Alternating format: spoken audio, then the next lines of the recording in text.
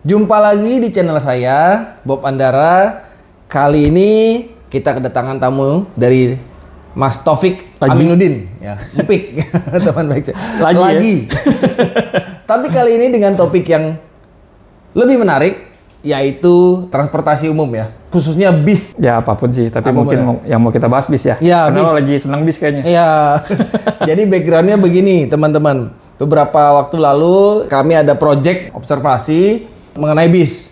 Karena saya sudah lama ya nggak pakai transportasi umum, jadi amazed gitu ternyata, wow, transportasi umum sudah drastically changed, berubah jauh dari waktu saya masih muda dulu.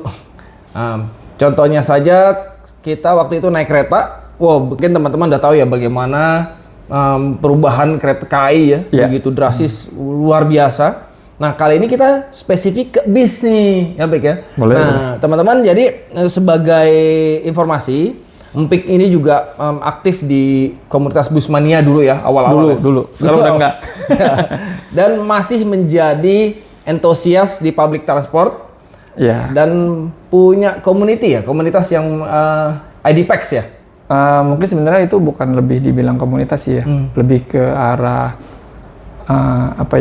itu keinginan gue untuk mencoba membangun ekosistem aja, tapi secara mandiri dulu karena orang-orang yang join ini emang belum banyak. Oke. Hanya dari orang-orang, ya ada yang ngerti soal hukumnya, ada yang ngerti soal regulasinya gitu. Oke. Ya mudah-mudahan ntar kalau bisa gede kan kita jadi bisa ada teman-teman yang bisa ikut jadi relawan lah misalnya. Ya, mudah-mudahan ya. IDPEX itu Indonesian Passenger Experience. Jadi isinya adalah konten mengenai experience para passenger di Indonesia di public transport. Ya. Wah, itu menarik tuh.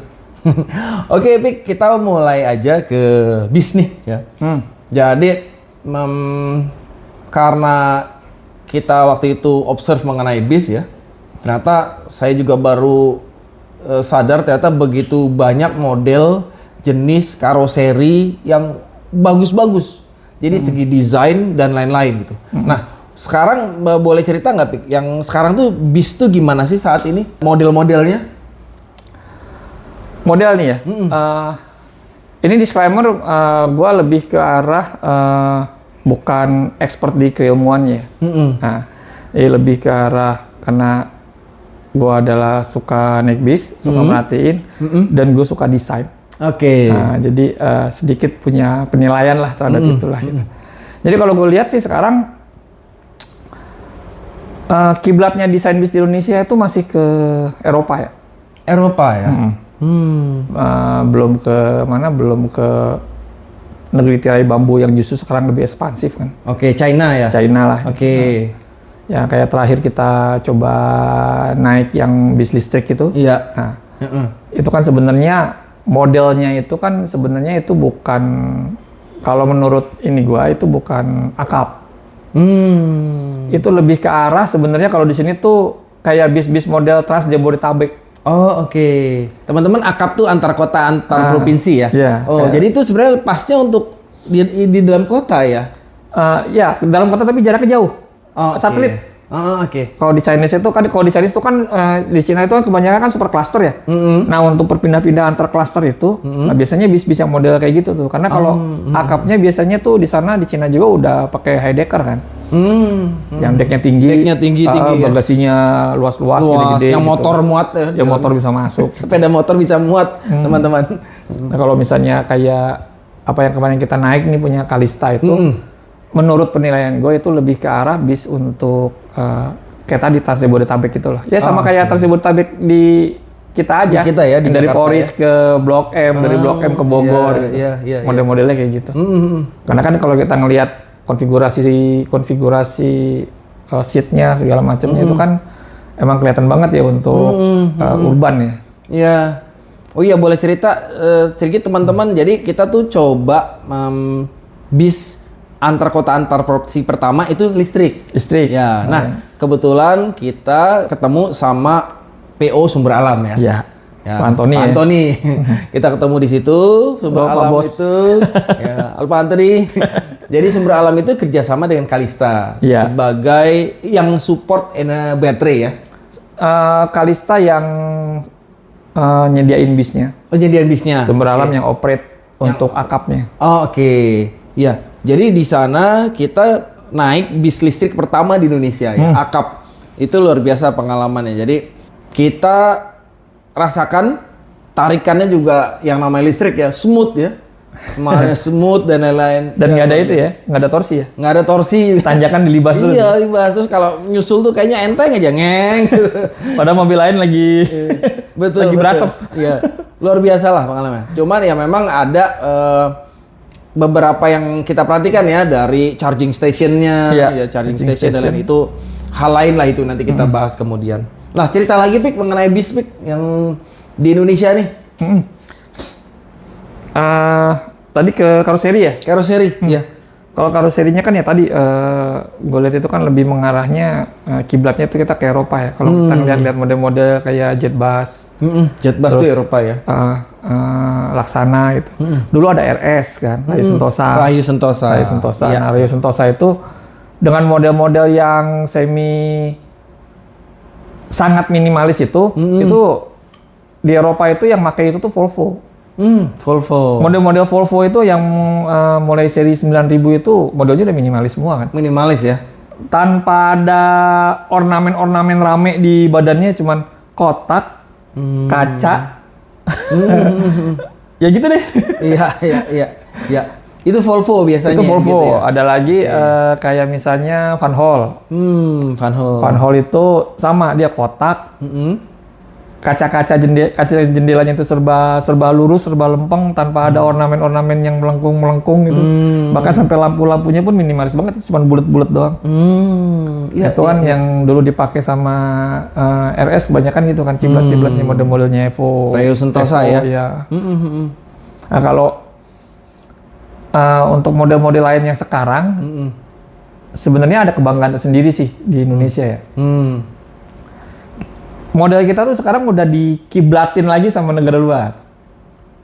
Oh iya? Model kita nih Indonesia? Iya, terutama di ini ya, keren, tapi ya yang sesama Asia ya, di India, Pakistan gitu. Nah, mereka tuh di sana mulai niru tuh model-modelnya Jetbus, model-modelnya SR3-nya Laksana. SR3-nya Laksana ditiru di India. Dan kebetulan Laksana kan ngimpor, dulu sempat ngimpor SR3 ke Bangladesh kan. Oh, ke Bangladesh. Oke. Bangladesh sama Pakistan ya? Bangladesh ingat gue. Sorry, mohon dikoreksi ntar kalau misalnya ada salah. Antara dua negara itu. Nah, itu ternyata di sana cukup jadi favorit ya. Suka mereka Suka dengan mereka model yang dari dengan model Indonesia seperti tadi. itu ya. Laksana itu. Sekarang udah mulai ada model-model Jetbus, saya lihat udah mulai diikutin, ditiru gitu. Jadi ya memang kayak sekarang misalnya New Armada udah mulai berani turun untuk bikin model sendiri. Dan itu menurut saya udah cukup sebuah kemajuan ya. Apalagi di tahun ini 2025 New Armada ngikut di ini nih, di Gias. Top tier-nya event. Iya, top tier-nya event Top di tier-nya event, otomotif ya. Di otomotif.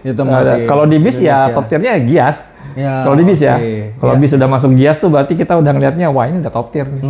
Iya, kelasnya udah beda. Nah, Ya? menurut gua ya, tapi mungkin di beberapa penilaian orang bisa beda. Oke. Gitu. Apalagi ya,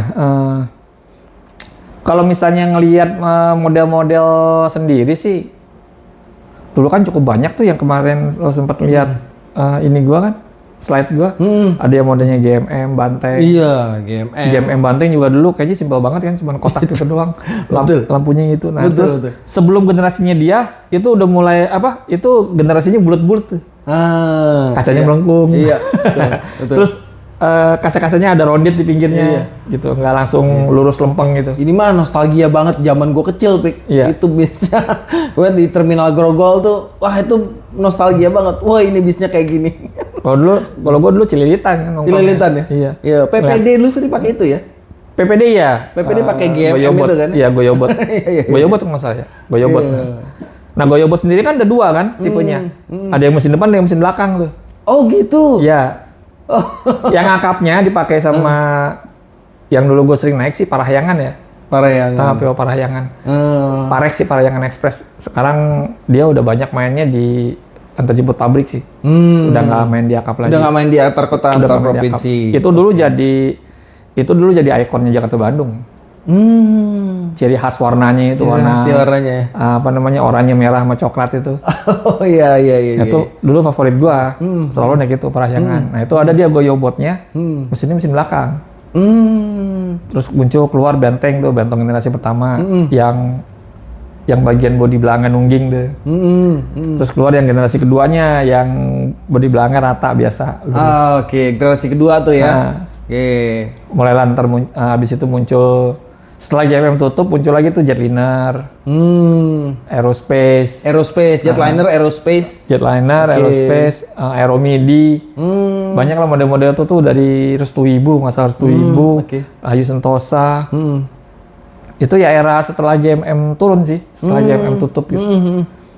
Tutup dia berarti ya sekarang ya? Tutup, karena duluan GMM kan sebenarnya kan Mercy ya. Mercy, dia buka ini di sini, tapi sekarang Mercedes akhirnya cuman bikin ini aja, sasis. Oke, karena singkatannya tuh German Motor Manufacturing ya, jadi memang Mercy ya. German Motor Manufacturing. Oke, nah setelah itu apa generasinya? Kalau bis-bis dari setelah GMM tutup, yang paling tren tuh yang kelihatan apa? Yang trendy di bis-bis itu?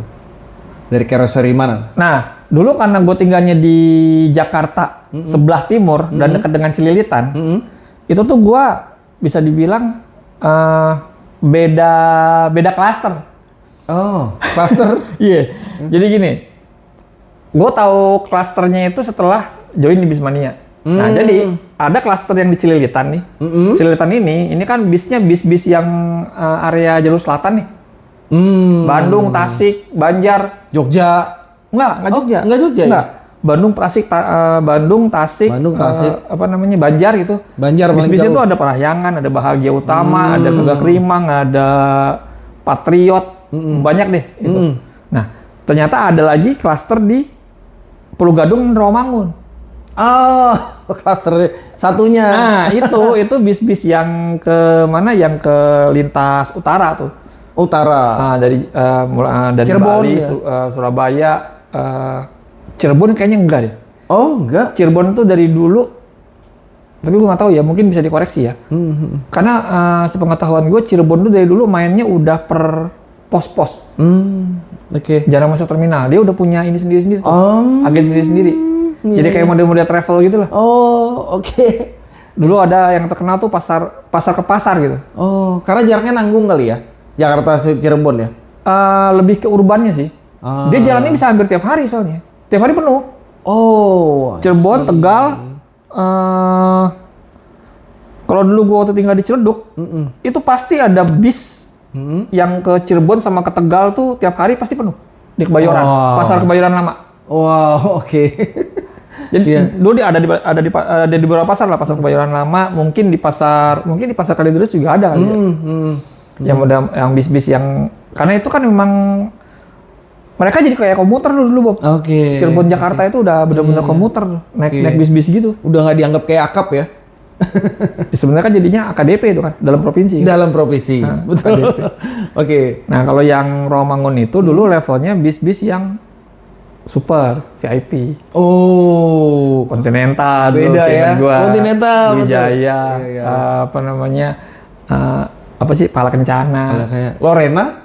Lorena ada dua dia, ada main di Cililitan juga, yang Bandung. Lorena ada di Cililitan juga. Tapi ada juga yang juga yang di Rawamangun. Tapi setahu gua dia garasi gedenya kan dulu di Bogor. Iya.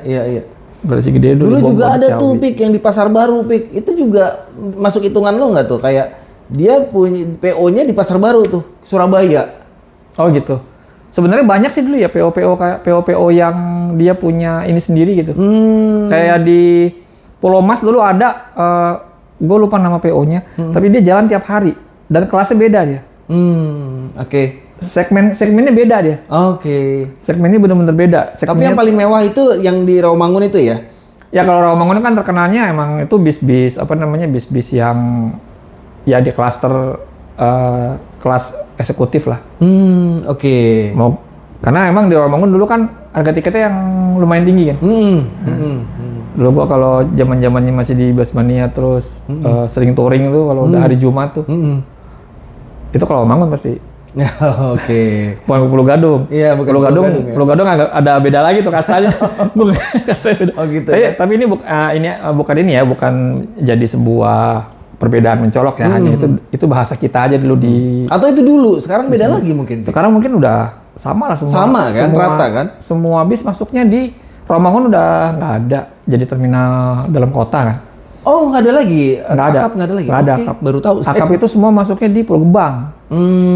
Oke. Semua akap Pulau Gebang, walaupun mereka punya di agen. Gitu. Soalnya yang terkenal justru kan Pulau Gebang, Poris, Ya, Poris. Putat, terkenal tuh. Iya. Ya isinya bukan cuma bis-bis biasa doang, Iya. sleeper, Ya, bis mewah ya. sleeper, high deck, super high deck, double decker ada semua. Ada semua di situ. Ada semua, nggak kayak dulu gitu. Kalau dulu kan, wah kalau mau ngeliat yang bis yang bagus-bagus gitu, kalau mau ngeliat mesin-mesin yang paling bagus itu Scania, Volvo, Rawamangun. Pulau Gadung nggak bakal nemu. Mau di Cililitan nggak bakal nemu. Iya. Tadi lu kan sebut bahwa kiblat bis itu Eropa ya? Ya. Scania, Volvo, ya kan? Kiblat model ya. Kiblat model. Tapi kalau mesin juga emang kebetulan kita di sini kan banyak makainya itu.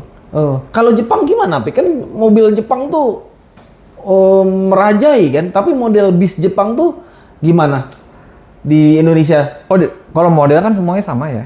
Model Karena Indonesia itu kan kayak Hino lah contohnya. Bis-bis mesin Hino. itu kan kita belinya sasis. Jadi karoseri itu beda lagi. Jadi kalau misalnya lo jadi pengusaha bis, lo beli mesin, terus lo beli sasis. Oke, mesin sama chassis. Mesin sama sasis gabung nih. Gabung. Terus lo beli karoseri. Lalat ya. Oke. Gitu. Dirakitnya di situ. Ya, lo bawa sasis lo ke karoseri tuh. Iya, Dulu kan lo sering lihat mobil-mobil yang cuma sasisnya doang. Iya betul. Orang nggak pakai helm. Pakai helm lewat gitu. tol gitu. Ya, itu buat nganterin Itu chassisnya. ngirim ke karoseri. Untuk dirakit jadi bis. Iya, di karoseri. Oke. Ya. Kalau sekarang udah pakai trailer rata-rata. Karena sasis sekarang kan modular kan. Bisa dipretelin gitu maksudnya? Jadi kalau bis-bis yang udah bis-bis Eropa yang sekarang itu kan udah modular, jadi yang jadi sasisnya adalah body. Oke. Adi Putro bikin body, Laksana bikin body. Sasis tinggal taruh di ban depan, ban belakang. Oh. Makanya sekarang bagasinya kan los, nggak ada rangka soalnya di tengah, nggak ada sasis. Gitu. Iya. Namanya monokok dulu. Monokok ya. Ya, yang kenalin dulu kan yang sempat masuk di sini dulu kan Neoplan kan. Sempat jadi inilah itu dulu. Oke. Orang rebutan pengen naik Neoplan. Iya. Balik lagi ke model-model bis itu juga banyak banget jenisnya ya. Apalagi akap ini kita coba spesifik akap ya, soalnya menarik nih. Karena beberapa teman saya yang anaknya kuliah di Brawijaya tuh, Jakarta Malang tuh cerita tuh. Wah, gue naik bis keren banget. Sekeren apaan sih bis doang kan? Ternyata saya cek tuh di YouTube kan banyak yang review bis, ternyata wow, udah bener-bener kayak kabin di pesawat. Jakarta Malang itu jalur panas. Oke. Oh gitu. Jalur panas itu. Jakarta Malang ya? Iya. Berarti traffic bisnis banyak berarti ya? Jakarta Malang ya? Kok baru kenapa? Nah, gue nggak tahu apakah itu traffic bisnis ataukah traffic pelajar ya, sekolah. Nah, gue nggak tahu kenapa nggak Jakarta Surabaya, Pik? Itu ini awam aja gue nanya ya. Jakarta Surabaya, soalnya itu kejangkau sama kereta. Oh. Menurut gue ya. Logis sih. Menurut gue ya. Lah, ke Jakarta Malang juga ada keretanya, Pik. Tapi kan dia jalur selatan. Jauh ya. Jarak tempuhnya beda. Jarak tempuhnya lama beda. ya. Terus ya lama karena kan jalur selatan tuh lebih banyak pegunungan ya dibandingin jalur utara ya. Oke, itu mungkin menjawab ya. Why kenapa Jakarta Malang bus itu favorit ya, hot ya. Ya hot jalur panasnya. Jalur panasnya di Jawa itu ya Jakarta Malang. Ya karena nyari Jakarta Malang mau nyari bis semewah apapun ketemu. Iya, ada betul. di jalur itu gitu. Betul. Juragan 99 ya. Juragan 99. Ya walaupun mereka tetap lewat Surabaya kan. Tetap Surabaya ya. Tetap lewat itu jalur Surabaya. utara mereka. Enggak, Kan mereka ini tol. Trans Jawa. Oke. Full Trans Jawa. Oh, full ya. Cepet dong ya berarti nyampe Jakarta ya? Dulu rekornya berapa ya Jakarta Surabaya itu ya? 9 jam pas 10 jam ya? Oke. Bis ya? Iya, iya. Kalau kereta sekarang kan 7 jam setengah ya? Iya. Atau berapa anggrek? Ya. Tapi jadi ya logis juga bahwa di Surabaya Jakarta ini sudah diakomodir penumpangnya oleh kereta api. Ya. Jadi Pesawat juga ada. pesawat, Banyak. ya of course pesawat. Kalau kita Jadi ngecek di bis. itu kan pesawat bisa hampir tiap jam tuh ke Surabaya. Jadi PO juga jarang yang dari Surabaya berarti. Ya, bener nggak tuh kira-kira? Gimana? Perusahaan otobus ini lebih banyak di Malang daripada Surabaya karena Surabaya nggak banyak karena jalurnya sudah di handle oleh. Seimbang sih sebenarnya. Juga banyak ya di Surabaya. Ya? Surabaya juga banyak kayak Pandawan Surabaya ya. Pandawan. Kalau Malang itu memang cukup lumayan banyak sih sekarang. Juragan 99, 27 Trans, apalagi yang baru-baru ya. Semuanya ngeluarin kelas yang beda-beda itu. Ada Presiden Suites lah, apalah itu. Apalagi zaman-zamannya Covid, pembatasan, itu pada kreatif-kreatif itu bikin kelas kan. justru di situ ya. Iya. Menghindari orang supaya nggak berdekatan kan dulu kan. Akhirnya kelas sleepernya jauh di-improve lagi. Kayak Presiden kelas, 111. Dulu kan bis dempet kan, seatnya sekarang nggak satu. Gangway 1, gangway 1. Satu jajar tuh 3 seat, tapi 2 gangway. Iya. Makin Bisa. nyaman lah ya sekarang. Ya. Ya makin kreatif mereka menciptakan itu, menciptakan menciptakan kelas gitu ya. Kelas. Ya tujuan utamanya buat kenyamanan penumpangnya kan. Jadi teman-teman kalau mau coba experience-nya, coba aja naik bis Jakarta Malang gitu. Itu pilihannya banyak banget dan keren-keren, mewah-mewah gitu ya. Ya tiket ya ranging bisa sampai ada yang 700, ada yang 1 juta ya pikir. 700, Ada yang 500. 700-an sih kalau ya 700-an berapa ya terakhir ya? 800 apa ya? Itu udah sleepers ya? Yang sleeper ya. Iya. 1 juta tuh mungkin pas ini kali ya, pas High season ya? Lebaran. Lebaran, oke. Karena kereta juga kan edan ya. Walaupun ada batas atasnya ya. Kereta. Nah terus bisnya juga bukan dari modelnya juga karena dari jenisnya juga beda-beda. Ada yang apa kayaknya double decker gitu ya? Oh double iya. Decker, ada yang High deck. Iya. Macam-macam ya? Bis itu kan ada 4. Yang deck biasa, ada high deck, ada lagi di atasnya high deck Adiputro namanya itu UHD, ultra high deck. Ultra high deck, tinggi banget gitu maksudnya? Dia tingginya antara high deck dengan double deck. Jadi emang dia manfaatin ruang bagasi itu lebih gede. Lebih gede ya? Tapi decknya jadi lebih tinggi dikit. Gitu. Tapi bukan double decker. Double decker ada lagi, yang keempatnya itu double decker. Paling tinggi double decker ya? Iya, paling tinggi double decker. Ya, yang kalau kita naik di atasnya tuh apalagi paling depan tuh, wah enak banget, udah kayak kita punya bis sendiri lah ya. Iya. Sekarang ultra high deck udah nggak ada lagi, udah nggak, Adiputro udah nggak bikin. Oh, udah nggak bikin? Udah nggak bikin, kayaknya mungkin memang pasarnya nggak di situ kayaknya. Ultra high deck tuh bukan pasar yang pas di sini. Oke. Nah, itu kan kita bicara kalau akap ya. Sedangkan pariwisata juga ada kan? Pariwisata iya. Sebenarnya pariwisata tuh yang dilema. Dilemanya gimana? Jadi dulu gue sempat bahas sama salah satu pengamat juga lah, pengamat transportasi ya di Bismania, Pak Didi. Itu justru harusnya pariwisata itu yang dikasih peraturan cukup ketat oleh pemerintah. Oh. Soal model bisnya. Model bisnya? Iya. Karena pariwisata dia cenderung lewat di jalan yang nggak umum.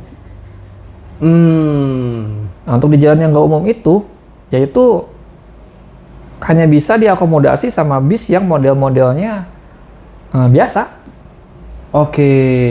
Masih agak sedikit ya karena area-area pariwisata ini di tengah-tengah bukit itu kali ya? Iya, ada di gunung. Ada yang di gunung gitu ya? Di kampung terpencil. Gitu. Ya bis yang banyak bis yang nggak lewat sebenarnya gitu kan? Ya pada akhirnya kan lewat kan, dipaksa lewat kan. Makanya dulu yang sempat kita ngobrol itu, di beberapa negara itu kan pariwisata kan emang spesialin kan sama negara gitu. Iya, iya. Jadi bis-bisnya dikasih peraturan. Kalau kayak di Malaysia bis pariwisata itu warnanya cuma mesti bukan warnanya. Dia pasti ada strip hijaunya di bawah. Untuk Di Malaysia kalau identifikasi gitu ya bahwa ini bis identifikasi, pariwisata. iya. Jadi di Malaysia kalau ngelihat bis, kebanyakan sih memang putih warnanya ya. Kalau di bawahnya ada garis hijaunya. Hijau. Nah itu pasti di belakangnya ada tulisan tuh bus persiaran, bis wisata, gitu. Iya, iya, iya. Kita belum ada di. Kita dulu udah. Dulu kita udah sempat dulu kita sempat bikin. Kalau bis pariwisata itu dikasih tulisan bus pariwisata di tengah-tengah gede.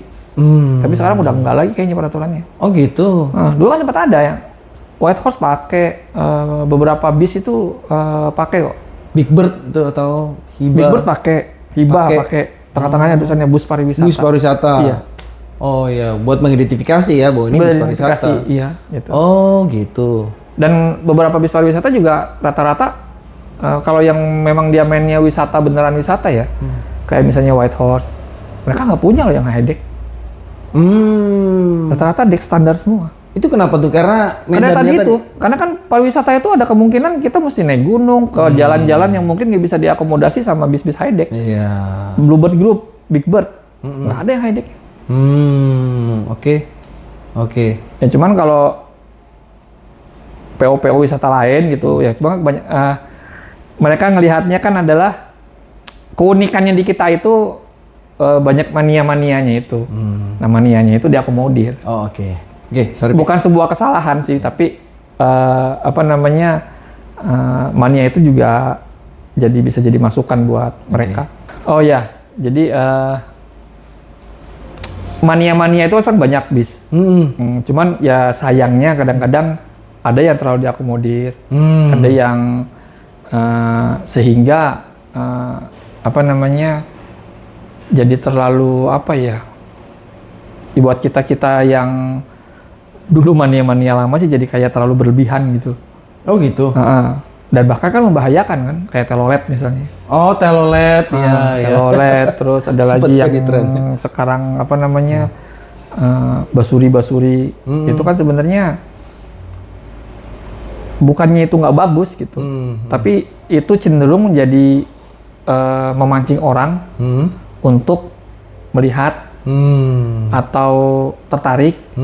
Dan yang fatalnya itu ya di jalanan. Di jalan raya ya, iya. Di mana itu berisiko lah ya. Ya, kan ada yang sampai kelindes bisnya. Oh, aduh. Bocah. Ya, cuma ngejar telolet doang. Iya.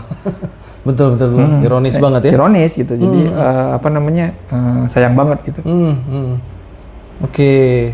Nah, itu bis pariwisata. Nah, kalau kita bandingkan bis pariwisata sama akap, memang berbeda nih dari gaya, udah modelnya aja beda kan. Nah, sekarang kalau dari segi kreativitas itu lebih kreatif di bis akap ya kelihatannya ya, dari desain maksud saya. Kalau misalnya kreativitas lebih ke arah kayak tampilan-tampilan, itu sih biasanya mereka kan pengen jadi ikon. Dulu itu di jalurnya Tasik, orang tuh taunya bis bagus. Kalau di kacanya ada tulisan Euro. Punya Budiman tuh. Oh gitu. Euro. Bis Budiman ya. Bis tulis Budiman. Euro berarti ini bagus nih. Iya. Dulu kan masih pakainya full RS semua tuh Budiman kan. Kayu Sentosa kan. Itu artinya apa Euro itu? Itu sebenarnya mesinnya mesin Mercy 1525 Euro 2 ya. Euro 2 nggak salah ya. Kan kalau di mesin itu kan ada kan Euro 2, Euro 3, Euro 4, Euro 5 gitu kan. Nah, itu. Tulis sama dia di kacanya gede-gede tuh Euro dulu. Oke. Itu jadi sebuah ikon gitu. Iya. Nah, ya kalau selain bis itu akap tadi ya, dan ada bis juga untuk pariwisata. Bis juga kan bisa dipakai untuk ya paling jemputan karyawan ya. Itu jemputan karyawan ya. Yang paling tidak ya fungsional aja ya, Bek ya. Karena estetiknya nggak begitu dituntut. Kebutuhannya beda. Iya, peruntukan juga beda. Kenyamanannya juga beda kan. Iya kan cuma karyawan. Cuma karyawan mau dari tempat tinggal ke pabrik gitu misalnya ya. Ya kayak kemarin kita ketemu sama dua owner. Ya. punya dua pandangan berbeda terhadap bis mereka kan. Betul. Kebutuhan Iya. penumpangnya gitu. Itu loh, menarik ya. Itu ya ada bagian eksplorasi kita kemarin ya. Iya. Iya, iya. Nah, sekarang karena teknologi ya. Teknologi ini kalau yang rame kan electric vehicle ya. Dimana kalau di kendaraan roda 4 ya biasa itu juga udah banyak ya. Biasa bis juga Transjakarta juga udah banyak pakai kan. Iya, tadi gua naik yang elektrik. Elektrik juga kan. Nah, Punya BYD. sekarang kita juga pernah bis yang uji cobanya electric vehicle akap kan ya, yang tadi dari Kalisa dari Sumber Alam itu ya. Nah, menurut lo nih electric vehicle khusus bis ini gimana ke depannya? Gue nggak bisa menilai terlalu dini ya. Kalau menurut gue masih terlalu dini sih. Artinya kendaraan listrik di Indonesia aja kenapa bisa sampai seramai sekarang itu karena subsidi kan? Karena ada subsidi. Karena ada subsidi. Iya. Gitu. Kalau nggak ada subsidi belum tentu Kalau orang nggak ada tertarik subsidi ya. belum tentu orang tertarik pertama. Pasti mahal banget kan. Pertama harganya mahal, pasti purna jualnya akan jauh lebih lemah kalau nggak ada subsidinya dong. Ya. Lebih rentan lah. Oke. Gitu. Ya, ya. Kayak di kemarin gue sempat ada bahasan di grup. Kenapa Jepang sekarang orang nggak tertarik sama mobil listrik? Padahal sebenarnya Jepang punya mobil listrik kan? Iya. Gitu. Ya karena di Jepang mobil listrik nggak disubsidi. Yang disubsidi mobil Kei-car kalau di Jepang. Mobil-mobil yang 600 cc. Oh gitu Iya, ya. mobil-mobil Kecil-kecil kecil. banget ya. Ya mobil-mobil City car ya? City car jarak pendek cuman lo dari sini ke terminal Kalideres, dari Kalideres lo naik bis atau enggak dari sini lo ke stasiun Rawabaya, parkir di situ, Rawabaya naik kereta. Oke, itu yang disubsidi di Itu Jepang. di sana Kei-car tuh disubsidi Kei-car, 600 cc. Ya Kei-car tuh kayak di sini kayak model-model Karimun Karimun itu masih 1000 atau enggak Wuling EV. Di sini 1000, di Jepang kan 600. 600 ya.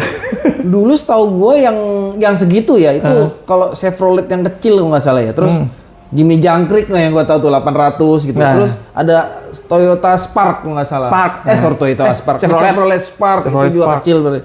Ya kecil tuh ya engine-nya. ya. Model-model itu Fiat ya. Fiat. Fiat. Tapi kalau Fiat kan emang Eropa kan. Eropa nggak ada engine kecil. Oh nggak ada ya. Gini-gini. Iya, iya. Tapi waktu gua kemarin sempat ke Jepang kan ngeliat mobil di sini lucu-lucu juga gitu. Di gang-gang dia udah mobil kecil gitu kan, parkir di pojokan. Parkir juga di sana nggak kayak di sini kan. Ya.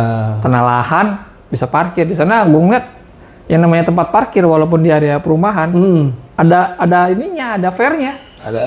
Ada fare-nya. Nah, orang bayarnya Walaupun pakai perumahan tuh ya. orang bayarnya pakai ngetap gitu. Iya. Gue lihat. Beda lah ya alamnya. Iya, karena Kalau mereka selektif. memang diarahkan untuk naik transportasi publik kan. Kalau di Jepang itu makanya di Jepang kereta itu di mana-mana. Ya. Mungkin mungkin sebanding dengan banyaknya aspal juga kali. Iya. Kereta. Ya negara maju lah ya. Kalau kita bandingkan ya jauh lah ya. Nah kalau transportasi publik ini nih di Indonesia kan ya sekarang kalau di KAI kita ngomong kereta nih sekarang ya. Dia mengakomodir ya penumpang antar kota kan. Lo mau ke Surabaya kan ada pilihan kan. Pesawat atau gue naik kereta atau kenapa nggak bisa aja gue pengen dapetin experience-nya. Nah lo pendapat lo gimana dengan adanya pilihan itu tuh? Jadi sebenarnya itu adalah alternatif.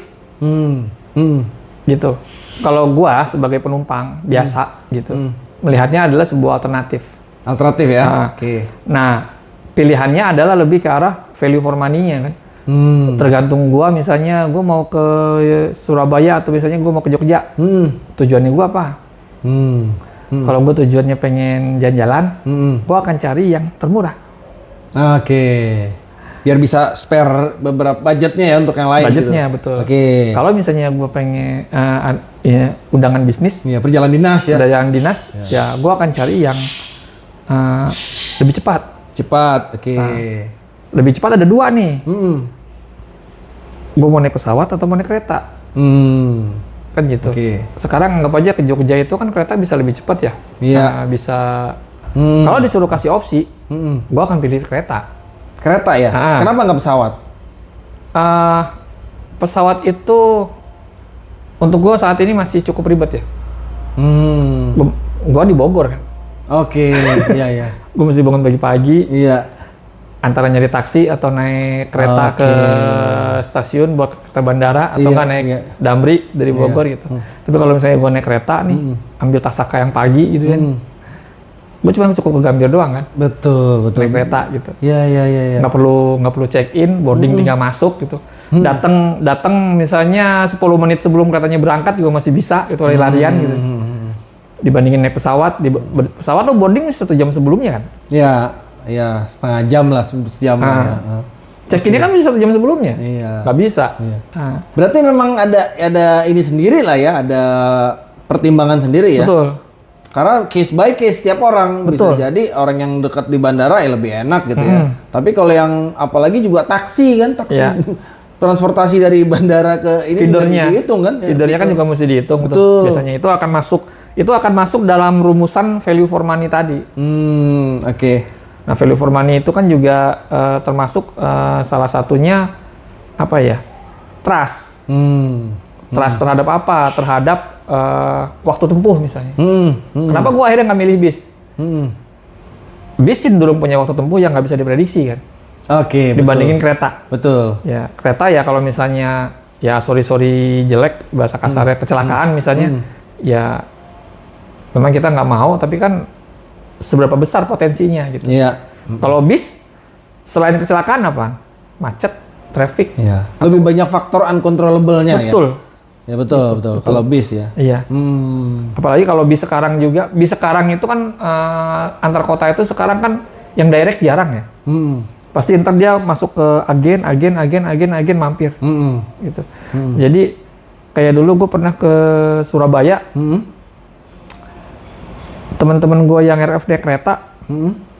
Gue RF juga. Pakai baju kereta, naik bis. Dari Bogor. Dari Bogor gue jam 6. Teman-teman gue juga jam 6 pada berangkat dari rumah. Oh gitu, oke. Nah gue jam setengah 10 itu baru masuk tol, baru masuk tol ini, keluar Cikarang. Oh oke. Mereka udah nyampe Cirebon. Iya betul. Kayak gitu. Salah satu faktornya kayak gitu. Jadi yang directnya itu jarang gitu. Kecuali travel ya. Kalau travel emang point to point, tapi kalau untuk jarak jauh bagi gue sih nggak. Di luar ini gue, buat gue sendiri, di luar kenyamanan gue. Gue pernah naik travel dari Jakarta Semarang, udah kapok sekali itu aja udah. Gitu? Jakarta Semarang di belakang lagi. Oh, kenapa tuh? Siksa, Bob. Apa karena ini suspensinya tuh gimana? Suspensi. Oh. Lempar-lempar udah bang. Iya, karena duduk di atas ban ya? Nggak bisa tidur. Oh. Beneran nggak bisa tidur. Jalan malam tuh padahal. Oh gitu. Jam 8 dari Jakarta. Oke. Nah, sekarang mengenai bis listrik nih. Kita kembali lagi. Bis listrik ke depannya seperti apa sih? Dan challenge-nya apa ya? Menurut lu gimana, Pi? Kalau tadi kan untuk mobil biasanya kan subsidi ya. Karena subsidi ya. Nah, bis listrik ini kayak kemarin kita naik itu kan dia 2 kali charging ya? 2 kali Jakarta, charging? Jogja ya? Betul. Jogja Jakarta. Jadi dari Jogja di tengah jalan ngecas. Aji Barang ngecas dia di 53 ya? Sisa 53. 53%. Iya. Di fullin sampai 95. 95 itu sejam ya? Sejaman 50 menit. 50 menit ya? Oke. Full lagi tuh kapasitas baterainya. Terus kita ke Jakarta ya? Masuk Pondok Ungu tinggal 33%. 33%. Dari 95. Dari 95. Sebenarnya masih oke lah ya. 33 kan buffernya masih oke lah ya. Iya. Nah, tapi kan dia ngisinya ke Jakarta tuh. Perintis Kemerdekaan. Itu sampai situ kemarin berapa ya? Nggak ngeliat ya kita ya? Nggak ngeliat.